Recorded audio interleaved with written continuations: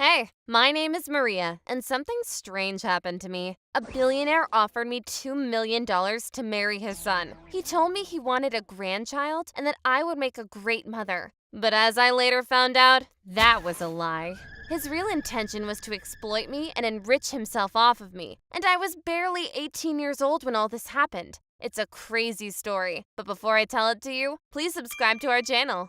When I was little, my parents lived in a house on a hill. That's why we always drove down a steep slope to get me to school. But one day, the brakes failed and our car accelerated all the way down the slope until we crashed into a wall. I was the only survivor, and the police investigation revealed that someone had cut the brake lines of our car, although they never caught the culprit of the crime. As an inheritance, my parents only left me a few acres of worthless land in the countryside, which I couldn't even sell until I turned 18. So I grew up dirt poor in a foster family here in Mexico. Life was rough until I got approached one day by a well-dressed man. Are you Maria? Yes.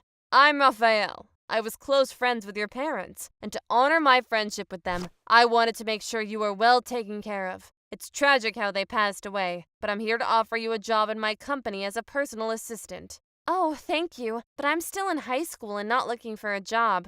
Raphael didn't care and offered me a starting salary of 60,000 US dollars, which was a crazy high amount for a poor Mexican girl like me. I couldn't say no to such a generous offer, but I still hesitated because there was something creepy about this guy. He kept telling me, I know what is best for you, while pushing me around with his hand on my naked shoulder. I was only 17, and he made me feel extremely uncomfortable, but against my gut feeling, I accepted the offer. Raphael's company was in the mineral extraction business, and when I came into his office to shake his hand, I accidentally knocked over a glass of water on his lap.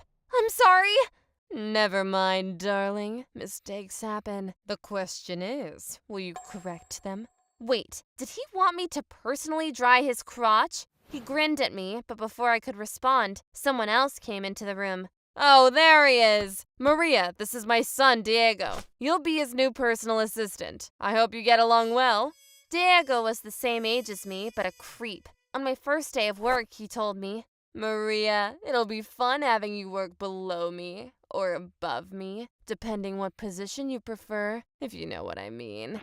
I think he was trying to be funny, but all it did was gross me out. 1 week later, he made me massage his shoulders and said, a massage without happy ending is like torture. Anyway, I know a good restaurant downtown. We can go there on a romantic date and get to know each other a bit more intimately. Listen, I'm not interested in you because I'm not attracted to creeps. Diego's response surprised me. He suddenly apologized and begged me to give him another chance.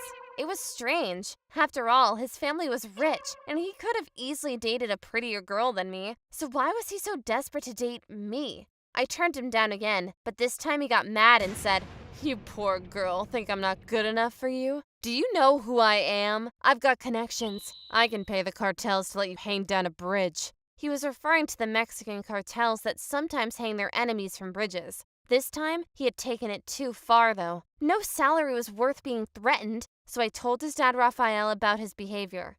Thank you for letting me know. Don't worry, Diego won't bother you again, I promise. An hour later, I heard shouting coming out of Rafael's office. Then Diego stepped out with blood running down his mouth and a swollen black eye. Someone had beaten him up. Oh my God, are you all right? Yeah, I'm okay. Listen, I want to apologize for threatening you. I just really like you and I'm not good at showing it. Before I could say a word, he rushed away. Then his dad came out. What happened to Diego?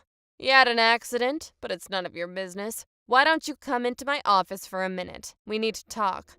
I could see the bruises on Raphael's knuckles, and I was afraid that he might hurt me too, but I went in anyway. My son Diego is a spoiled prick and loser. He lacks the intelligence to take over my business one day, and that's why I need you. I want you to marry my son and give me a grandchild. You can divorce him again afterward if you like. All I want is a legitimate heir, and I am willing to pay you 2 million US dollars for it. Are you serious? Yes, but you have to hurry. I expect you to marry him within 3 months, or else I'll fire you from your job and find another woman to marry my son. Also, Diego must never know about our deal. It suddenly all made sense. Raphael had given me this job so I would fall in love with his son. but I kept rejecting Diego, which is why Rafael was now offering me money to marry him. Of course, I still despised Diego. He was a creepy weirdo. But I grew up poor and I didn't want to go back to living in a shack and eating beans all day. The $2 million offer was my ticket to financial freedom, and so I accepted it. I just never suspected that Rafael was actually having a hidden and much more sinister plan as to why he wanted me to marry his son. So the next day, I tried to seduce Diego rather directly. Hey, I need your help. My little kitty climbed up a shelf and can't get down again. Can you come home with me and help her? Oh, sure.